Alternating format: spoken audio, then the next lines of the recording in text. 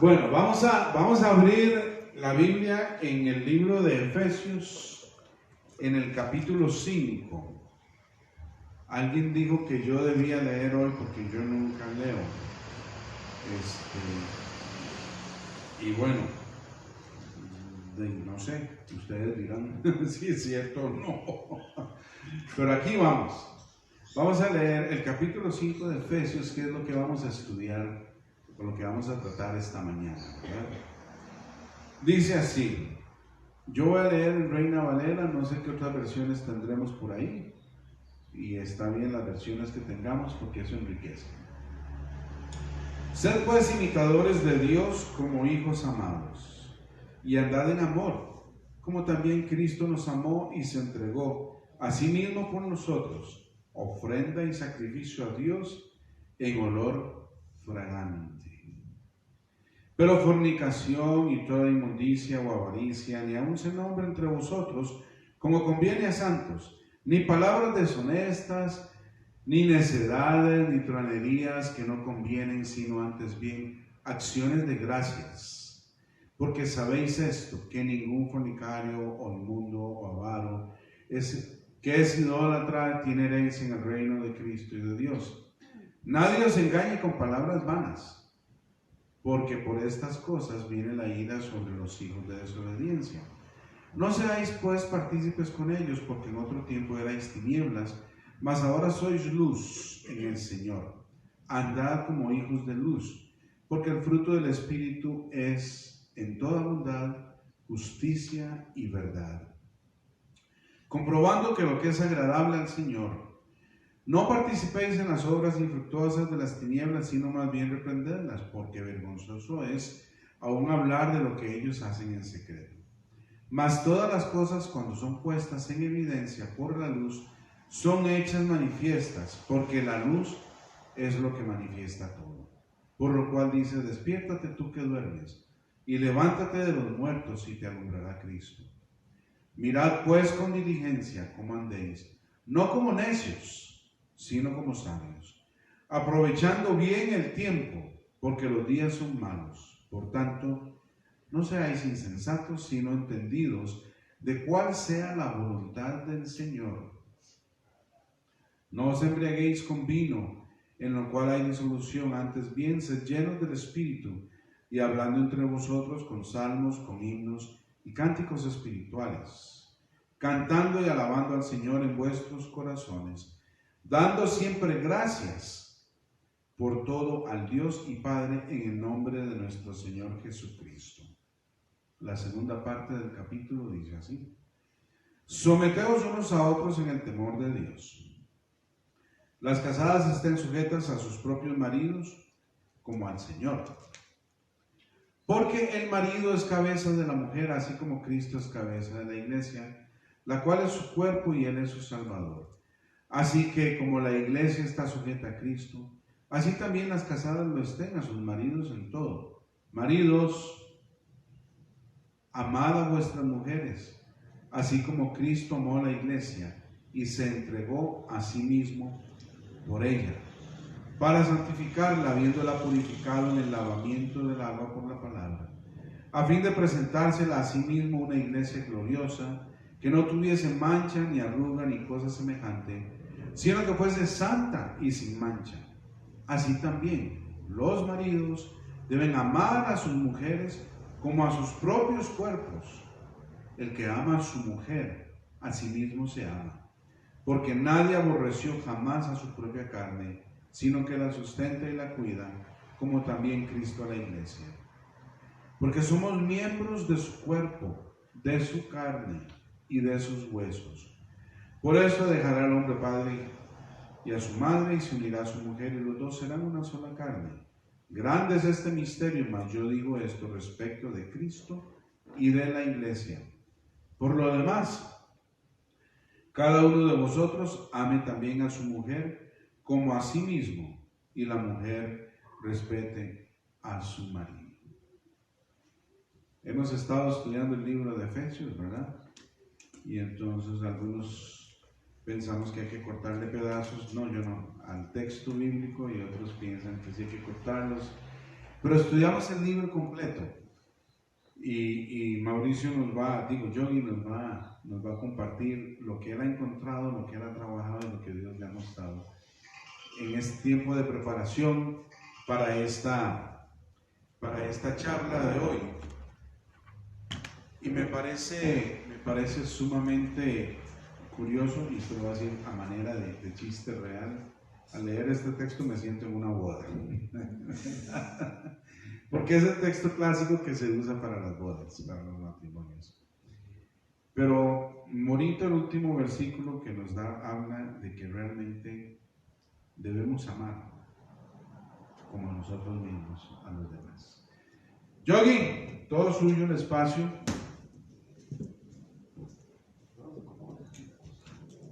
Vamos a ver qué enredo va a hacer este hombre. Con los elementos aquí.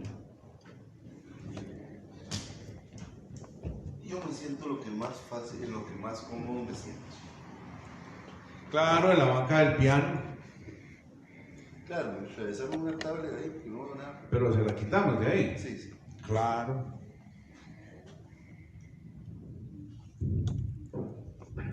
Ahora sí. Voy a hacer lo que más me gusta. Hablar.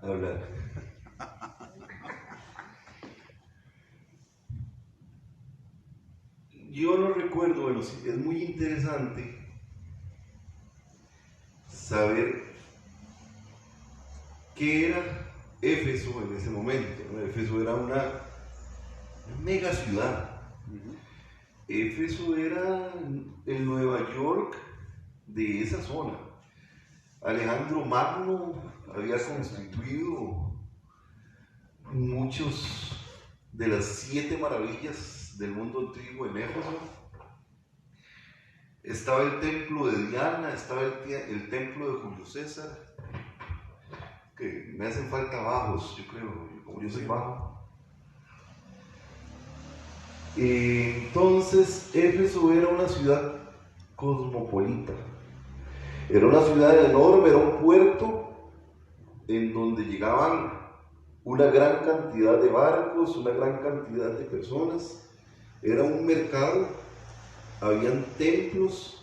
Esto es importante porque es muy fácil decir había templos, entonces uno se imagina que era un templo donde se adoraba a Dios. No, había un templo donde se adoraba a Diana, había un templo donde se adoraba a Julio César, habían una enorme cantidad de templos. ¿Por qué Éfeso dejó de existir? Era la cantidad de terremotos que pasaban en Éfeso. Entonces, la gente se fue de Éfeso. Pero en una ciudad tan convulsa, pasaban muchísimas cosas. Una de las cosas interesantes que tenía Éfeso es que alrededor del templo de Diana llegaban todas las personas que habían sido perseguidas y acusadas. Refugiados habían llegado alrededor del templo de Diana. Y todo aquel que era perseguido era recibido en ese lugar. Había amor. El amor, como lo conocemos o como no lo conocemos o como creemos que es, para ellos era amor.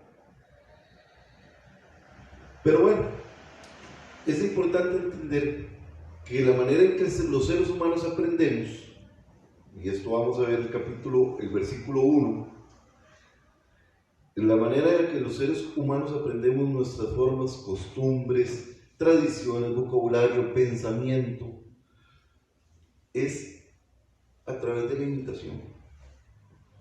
Y no solamente, incluso yo digo que a veces ni el ser humano, también los animales. A mí me da mucha risa, y esto me acabo de acordar. Nosotros tenemos un gato que ya va a cumplir 9 meses con nosotros. Bueno. 9 años, no 9 meses. No, mentiras, en marzo cumple el año. Está chiquitico todavía. Pero lo veíamos tan solo que le conseguimos otra gatita. Terminó siendo el juguete del gato, pero bueno. Pero todo lo que hace el gato grande, lo hace la gata chiquitita. Todo. araña las mismas cosas, juega con las mismas cosas, molesta de la misma manera y es exactamente igual. Entonces, asterisco, ¿los seres humanos aprendemos imitando? No. Todos los seres creados por Dios aprenden imitando. Los ratones, las arañas, todo. Todos siempre vamos a tener un reflejo. Como seres humanos, nuestros hijos aprenden imitándonos. Y ahí era lo más jodido, ¿verdad? Eso es lo más duro. Algo que es interesante, y me voy a Génesis 1:27, en donde dice que creó pues Dios al hombre a imagen suya, a imagen de Dios lo creó, varón y hembra lo creó. Ya sabemos toda la historia, ¿no? En la Biblia hay cerca, bajitas, 20 versículos en donde nos dice que fuimos creados a imagen y semejanza, de ahí para arriba. Pero aquí viene la gran pregunta, y es que con eso abre Efesios 5:1, que seamos imitadores. ¿Cómo imitar a Dios? Teniendo su mismo carácter, su mismo amor, ofreciendo nuestra vida como una ofrenda a Dios, dándole lo más valioso que haya en nuestra vida, amando a los demás por encima de nuestro propio beneficio, buscando hacer la voluntad de Dios, que nuestras vidas sean un fragante aroma para su presencia, un eterno sacrificio de alabanza. Eso para los que somos músicos es facilísimo, lo hacemos todo el día cantando. Seamos imitadores de Dios y amantes de los que, y aquí es interesante, amantes de los que nos rodean y de los que nos rodean. Son dos cosas diferentes. Muy lindo amar lo que nos rodea, amar a los que nos rodean. Ahí es donde viene el puntito, ¿verdad? El que le hace como el adornito, lo difícil. Pero al fin y al cabo, de Efesios 5 habla sobre ética y moral, y aquí veníamos con el punto que quería hablar un poco. ¿Qué es la moral y qué es la ética? Y este ha sido un pleito durante estos días, ¿no? De conversar un poco. La moral es un conjunto de valores y creencias existentes y aprobadas por la sociedad, que sirven de modelo, conducta y valoración para establecer lo que está bien y lo que está mal. Pero lo más importante ahí es que sean aceptadas en una sociedad. En un plano similar, pongámoslo más arriba o como ustedes quieran, está la ética. La ética, bueno, es una disciplina de la filosofía que estudia el comportamiento humano, su relación con nociones del bien y del mal, los preceptos morales, el deber, la felicidad y el bienestar común. Yo sí le pongo en mayúscula el bienestar común. La palabra proviene de ethicus, del griego antiguo, derivado de ethos, que significa carácter, o que pertenece al carácter. Entonces ahí viene lo duro, ¿verdad? O sea, la ética define mi carácter, lo que yo soy, cómo me ven los demás. El amor.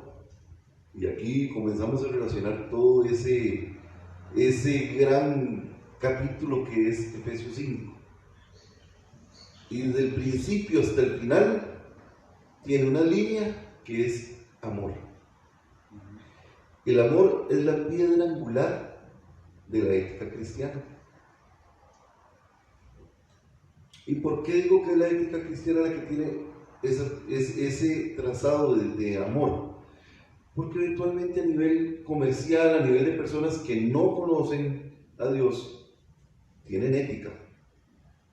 Y en algunos casos voy a decir, a veces tienen más ética que los cristianos.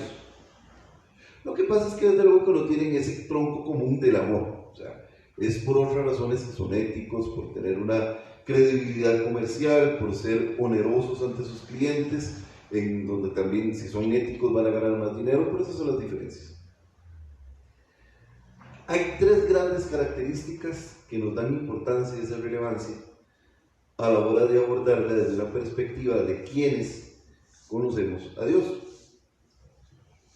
Uno, los principios o los elementos formales de una sociedad como la que vivimos son más antiguos de lo que nosotros pensamos. Hay cosas que nosotros vemos a nivel moral mal, pero para otra sociedad son completamente aceptables. Más aún así, la ética es algo que no ve principios morales en ese sentido, no pueden ser discutibles en muchos casos. El segundo elemento importante es que la vida social prosigue con relativa poca dependencia de la toma de decisiones individuales, conscientes o no de esa responsabilidad. Eso quiere decir que a pesar de todo lo que usted piense de ciertos conceptos de ética, la vida social va a proseguir. El que se va a ver afectado es usted. Eso sí es cierto. Yo puedo ser una persona que hace negocios chuecos o que tengo conductas inmorales, pero la vida social continúa y eso sí es invariable. El común, el inconsciente colectivo. Y el tercer punto es que la vida social a menudo consiste en problemas complejos para los cuales parece no haber soluciones, pero que cada vez que intentamos una solución únicamente vamos a crear nuevos problemas desde otro punto de vista. Hace unos días vi, no recuerdo con quién estábamos hablando y decíamos el martes, de las cosas maravillosas que se dan al día de hoy, que para muchos son herejes, faltos de moral, pero que al fin y al cabo también Dios permite que sucedan. Y salió por ahí un video en un futuro distópico en el año 2400, 2500, donde ya la teletransportación es habitual. Ya yo estoy aquí sentado y le digo, mira Ray, ¿qué estás haciendo ahorita? Vieras que actuales allá en Perú, ¿verdad? Vamos a Perú. Sí, y hacemos así, estamos en Perú. No le traemos nada a Barbie, ni la camiseta. Suena un mundo lindo, ¿verdad? Qué lindo, uy. Yo quiero conocer, queremos ir a conocer allá a Petra. Claro, no hay que ocuparnos, nada. Petra, uy, no, está muy lleno de gente. Costa Rica, ¿sabes?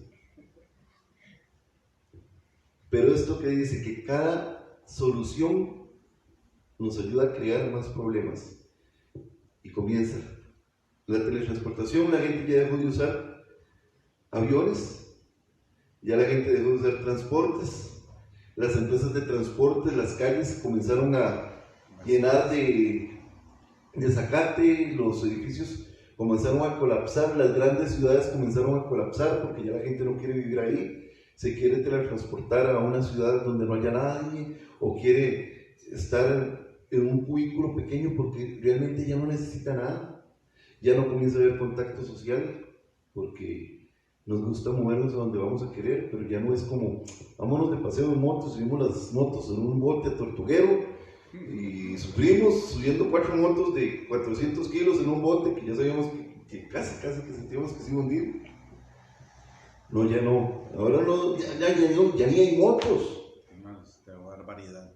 Entonces, creamos un nuevo problema, la sociedad se vuelve en grupos y como siempre van a haber personas que dicen la teletransportación no es divina, la teletransportación es un pecado, la teletransportación no la quiero, queremos mantenernos en el mismo sistema y comienzan a haber dos bandos y comienzan a pelearse y de un pronto a otro toda la sociedad colapsa.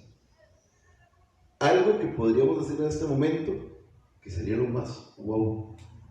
Y yo siempre decía, qué wow, podemos transportar. Y cuando comencé a analizar lo que puede pasar, tampoco suena tan bonito. Pero bueno, a esto es que no basta que seamos honestos y que actuemos de acuerdo con nuestros valores morales. Si el sistema económico y social en el que estamos insertos es un sistema sistemáticamente perverso o socialmente excluidor y opresor. Y aquí es donde viene la ética cristiana. En los negocios, a usted no le importa quién gana, quién pierda. La idea es, ¿qué gano yo? Entonces nosotros aquí es donde tenemos que ser imitadores de Cristo. Y eso es lo que nos llama. Vuelvo con otra anécdota. Un amigo un día me dijo, un compañero que tocaba en otra iglesia, que era tecladista durante muchos años en otra iglesia, me dice un día, ¡ay, miras que tú haces! ¿Por qué? Es que en serio las matemáticas de Dios son raras. ¿Por qué? Es que para Dios 1 más 1 son 3. ¿Por qué? Porque yo desde que a mí me tienen que depositar 350,000 colones en la cuenta. Era profesor de una escuela de música. Y me depositaron y habían 700,000 colones. Yo creo que me depositaron mal. Pero vieras que, bien, yo creo que era que me debían una plata, pero yo no me acuerdo. Y comenzó a revisar la cuenta. Mira, no fue la escuela la que me depositó, fue alguien que ni idea, porque dice, no sé, nos dicen que eso es Dios. Y yo por dentro, no. Se está jodiendo a alguien de una u otra manera. Eso no es Dios, las matemáticas de Dios no son así. Y tenemos esa costumbre de, mira, voy a comprarme esta computadora, no tengo plata, pero Dios proveerá. Sí, Dios va a proveer, pero también ser responsable un poco por lo que vas a comprar. Y esa es otra parte de ética que nos hace falta un poquito. La ética cristiana se vuelve más sensible con el surgimiento de la condición del pecado social.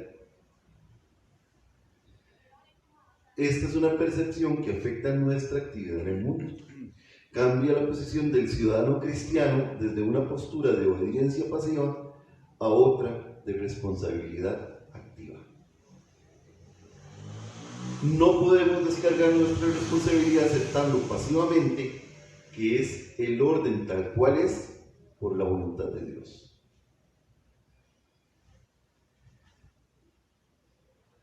¿Qué hacemos nosotros, Roy y yo, en Plataforma de Naciones Unidas? Buscar cómo hacer una sociedad más, y voy a decirlo así, justa, igualitaria, socialmente más amorosa, y lo digo así porque en realidad es un reto muy difícil. Pero se nos ha acostumbrado que, y aquí dice, el cristiano debe aceptar el status quo porque es la voluntad de Dios y no debe ser partícipe de una acción social. Eso también es ética. Es la ética cristiana, que si vemos algo que está mal, debemos luchar para cambiarlo. Y es lo que se ha llamado obediencia pasiva. ¿Cuántas iglesias hemos visto, personas de iglesias que dicen, es que a mí me gustaría participar en esa actividad que ustedes van a hacer para los derechos humanos? A mí me gustaría participar en esa actividad para ir a darle de comer a la gente que está por allá, a los indígenas, pero es que el pastor no nos deja. El pastor, si él no está metido en eso, yo veo que eso es mal, porque yo tengo que estar en la iglesia tranquilito. Eso también es falta de ética cristiana. Según principios, el ser humano obra de buena fe de manera natural. Esos son los principios. Y era famoso pleito que un día también nos decíamos. ¿El ser humano nace bueno o nace malo? ¿Cuánto pleito? Si Efesios dice somos creados, bueno, más bien devolvamos, si Génesis dice que somos creados a imagen y semejanza de Dios, somos buenos. Y aquí dice, ya que fue hecho a imagen y semejanza de Dios, aunque somos dañados en el transcurso de la vida. Hay 5 elementos, no es la película, que nos hacen ser un mejor ser humano. Pueden haber más, pero yo voy a mencionar 5. Bondad, justicia, fe, humildad y amor. Esos son esos 5 elementos que nos hacen decir, mira, sí, la verdad es que, aunque digamos que me jodí en medio camino, o sea, nací lindo, pero ahí voy más o menos conforme voy avanzando. Pero si mantengo esos 5 conceptos de vida o esos 5 elementos para hacer una vida mejor, todavía hay algo rescatable. Y aquí venimos con el nombre del tema. La originalidad de la ética cristiana no reside en preceptos detallados. Como tal, puede que no haya ni una sola de las máximas más nobles de Jesús que no haya sido pronunciada por algún moralista. Marx, con todas sus ideas de una igualdad socialista, ¿y cuántas veces no han dicho Jesús era comunista, verdad? Hasta eso decían en sus conceptos. Por eso mismo, con el Nuevo Testamento en nuestras manos puede ser posible recuperar de fuentes no cristianas, de filósofos griegos, del Talmud judío, de sabios egipcios y poetas hindúes, de Buda, de Confucio, una gran antología moral que así separó de los derechos de la antigüedad a lo que hoy tenemos. Es tan fácil, en serio, encontrar ética. Yo le decía a un compañero hace unos días en unas clases que estoy llevando, que qué triste es para nosotros que algunos de nosotros que nos encasillen como si usted es cristiano tiene que hacer negocios derechos. Ese es un encasillamiento que tenemos, pero también hay otro. Yo no hago negocios con cristianos. ¿O cómo cuesta hacer negocios con personas que creen, que tengan una fe cristiana?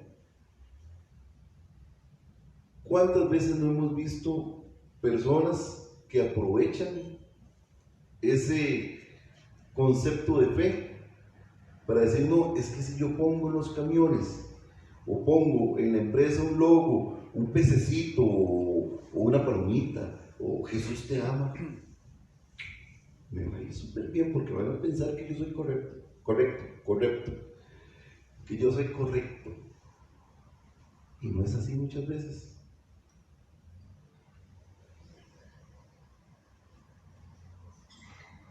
Pero lo que nosotros tenemos como concepto de ética cristiana no es algo que uno diga, mira, es que nosotros, y esto es algo importante, nosotros somos los dueños de eso. O sea, nosotros tenemos que ser éticos porque somos los papás de los tomates, porque somos cristianos. No. Como somos nosotros, que eso es una de las mentalidades de nuestra iglesia, comunidad, aldea, sociedad, lo que nosotros tenemos aquí, qué difícil, ¿verdad?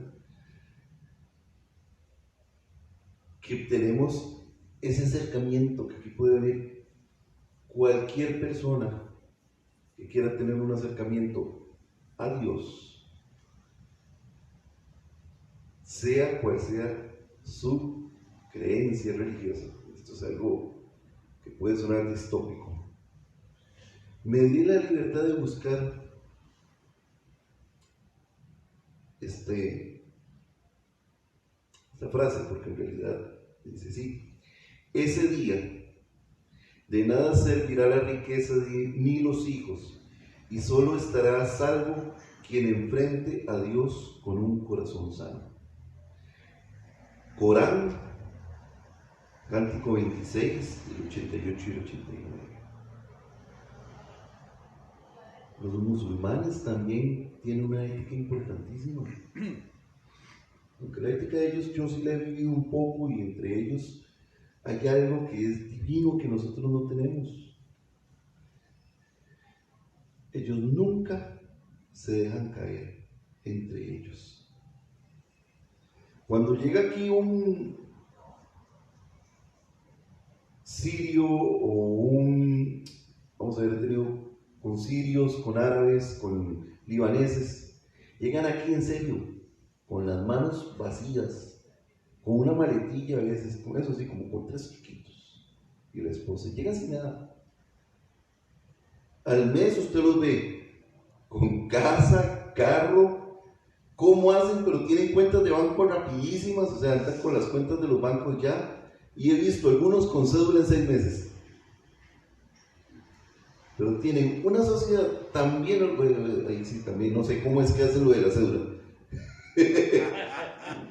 Pero sea como sea, tienen una sociedad tan organizada y con el concepto de amarse. Aunque yo no te conozca, te tengo que amar y tengo que ayudarte. La moralidad del Islam está dirigida a cada aspecto de la vida del musulmán, desde el simple saludo hasta las relaciones internacionales. Es universal y muy amplio en alcance. La moralidad prevalece ante los deseos egoístas, la banalidad y los malos hábitos. Los musulmanes no solamente deben ser virtuosos, sino que deben comentar la virtud a otros. No solamente deben abstenerse de la maldad y el vicio, sino también impedirlos y prohibirlos. En eso sí son muy buenos. Ahí usted una cerveza no la ve, solo en un hotel. En otras palabras, no solamente deben ser moralmente saludables, sino que también deben contribuir activamente a la salud moral de su sociedad en su conjunto. Esto es un llamamiento. Como cristianos tenemos en serio esa obligación, que lo que nosotros seamos también comencemos a extenderlo en la sociedad. En el budismo, los preceptos éticos existen no como imposición, sino como unas guías de práctica, y es un poquito más libre, ¿no? Su importancia es fundamental, pero a la vez deben estar sometidos a una indagación personal, y a nivel global existe un debate continuo en referencia a cuestiones de actualidad y que no hay una postura única. La comunidad budista se divide en 2 tipos de personas: monjes y laicos. Los monjes tienen que seguir 250 normas. Las monjas 348. ¿Por qué? No sé, pero no sé, tienen más. Pero los laicos, solo 5. Los que estamos aquí, por decirlo así, si fuéramos budistas, solo tendríamos que llevar 5 normas. No quitarás ninguna vida. No tomar lo que nunca te ha sido dado. No tener una mala conducta sexual. Eso habla Efesios también. No mentir. Y no ingerir sustancias tóxicas que puedan nublar tu mente y dañar tu cuerpo. Exactamente también lo que dice Efesios. Es lo mismo que dice el Tahuantinsuyo, en la cultura andina, desde antes de la colonia. Son los 5 puntos que usa la religión o la cultura quechua que conocemos hoy. El hinduismo prescribe obligaciones morales tales como la velocidad, la veracidad, abstenerse de hacerle daños a seres vivientes, la paciencia. Entonces ellos van más allá, ¿verdad? La paciencia, en Efesios no dice creo que nada de paciencia a ese nivel. La tolerancia, el autocontrol y la compasión, entre otros. Hoy en la mañana escuché una frase, vamos a hacer el anuncio en Blue Radio Bogotá, en el programa de Mauricio Quintero, y decía esta frase: no podemos ser felices si los demás son infelices. Como sociedad no podemos ser felices en la casa si todos los que viven en tu casa, por tus acciones, son infelices. Como negociantes, como empresarios, no podemos ser felices si nuestros clientes no lo son. Como iglesia, no podemos ser un liderazgo felices, no podemos ser felices como líderes, y toda la iglesia no lo es. Ahora, por lo tanto, dice, inmediatamente nos vamos a remitir al capítulo de el que está anterior en Efesios 4:32, y esto vamos a hacer el ir cerrando con la última parte de ese Efesios, porque son 2 capítulos, pero el último capítulo, el último versículo de Efesios 4 nos dice que hay que ser amables unos con los otros, misericordiosos, perdonarnos unos a los otros, así como Dios nos perdonó a nosotros en Cristo. Y nos vamos al versículo 15. Caminen en amor. No en estos caminos sin amor. Y aquí es donde viene lo importante. Qué duro es la parte donde nos dicen: a las mujeres sean sumisas, a los hombres amen. Pero lo más interesante, aquí no vaya a salir un pleito de géneros, pero solamente dice: las mujeres sean sumisas a su marido. Listo. Pero al que le dan es a quien yo creo que más ha fallado. Al hombre ame a su esposa. Y no solamente se lo dice una vez, se lo dice un montón de veces. Venga, mira. Ya, la mujer entendió con solo que le dijeron una vez que sea sumisa. Pero usted no, usted le tengo que decir: ámela, vea. Como Cristo amó su iglesia, usted tiene que amar a su esposa.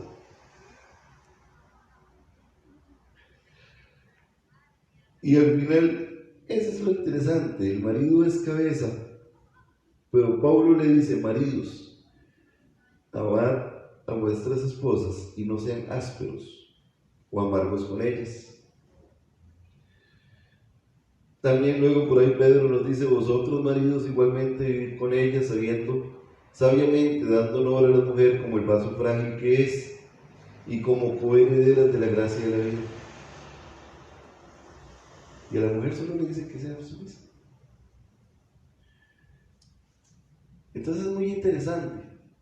Y aquí vamos a enlazar un poco para ya cerrar estas 3 grandes, por decirlo así, grandes ejes, que es la ética, la moralidad y el amor en una pareja. La ética ante la sociedad, ante la iglesia, una moralidad discutida, y lo voy a poner desde este punto de vista porque vuelvo a decir, lo que para mí es moralmente correcto, para Roy puede ser incorrecto. Pero la ética sí no se puede discutir. El robar, el mentir, el hacer negocios malos, eso no es discutible. Voy a decir lo que dijo Roy un día, lo voy a decir. Lo del vecino, lo de la vecina. Dice Roy que había una vecina, no de Roy, pero porque si no algo le hubiera echado a la casa.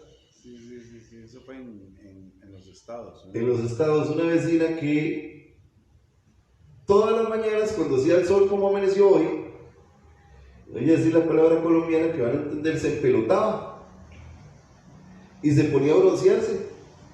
Y entonces llegó la prima, ¿verdad, de Roy? Y le dijo a Roy: Roy, usted tiene que ver que eso es una vergüenza, eso no es moralidad. Porque vea, ahí está bronceándose. Y mi esposo, claro, lo hacen llegar a pecado. Es decir, no inmoral. Estaba dentro de su casa. La inmoral está dentro de su espacio. La inmoral estaba dentro de su casa. Para ella no existía una inmoralidad. Era para los demás. Un amigo muy querido que está en este momento en un lugar muy frío, que come como un vikingo. Para la sociedad de él, para su cultura es completamente aceptable. Pero eso no deja de que lo amemos y nos haga muchísima falta.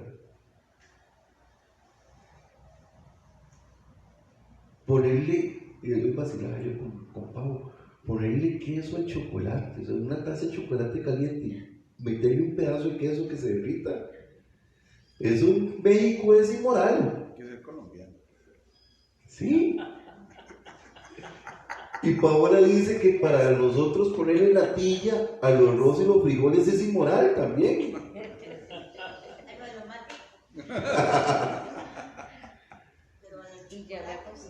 Pero ya aprendió, ¿vio? Esas son normas que dicta una sociedad, una cultura, dentro de nosotros, dentro de esta iglesia. Para nosotros somos inmorales para muchas iglesias.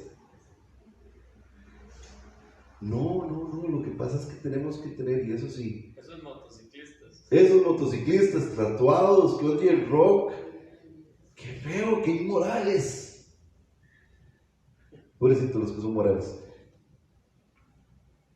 Lo que sí no es variable de la ética. Criticar la moralidad es antiético. Eso sí es.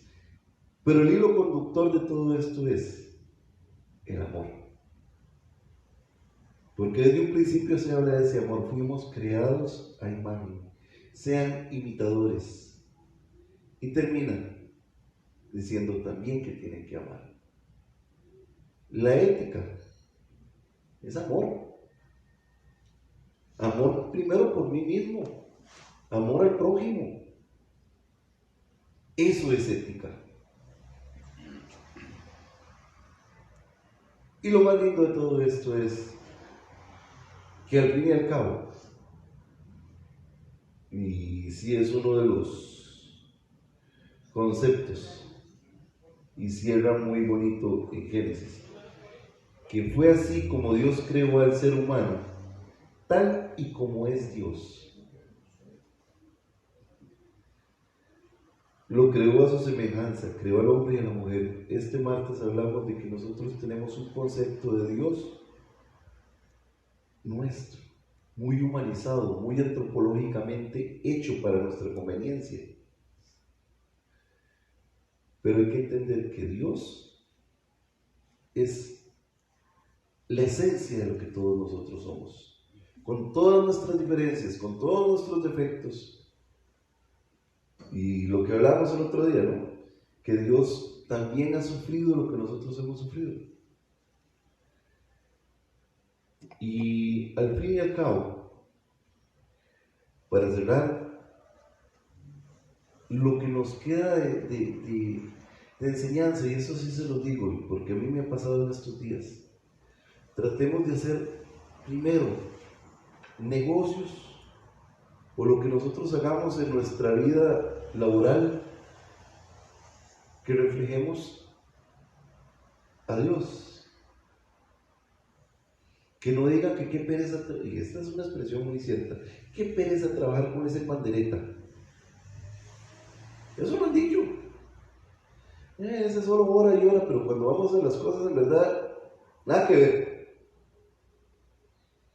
Mejor no ore delante de la gente, ni que lo vea con una Biblia debajo del brazo todas las demás personas, pero demuestre a Dios con acciones, con amor. Entre los esposos, aguántense por amor, digo yo. Esa palabra es muy mía. Aguantarse a veces es feo. Es ámense realmente. Entre nosotros somos una iglesia de demasiadas mentalidades, y eso es lo que nos hace lindos, extraños para muchos, pero sobre todo no discutan lo que es correctamente para nosotros, porque para otro no lo puede ser. Nuestra verdad no es absoluta, poseemos muchas verdades. Y a seguir adelante construyendo esto, porque ni siquiera, al igual que nosotros conforme nacimos y vamos como en un declive según lo que dice el sistema, ¿no? También vamos para arriba, vamos mejorando. Si sabemos que tenemos un punto que corregir, que algo nos falla en nosotros, corregirlo, darlo. Ese también es un proceso que Dios nos llama a hacer.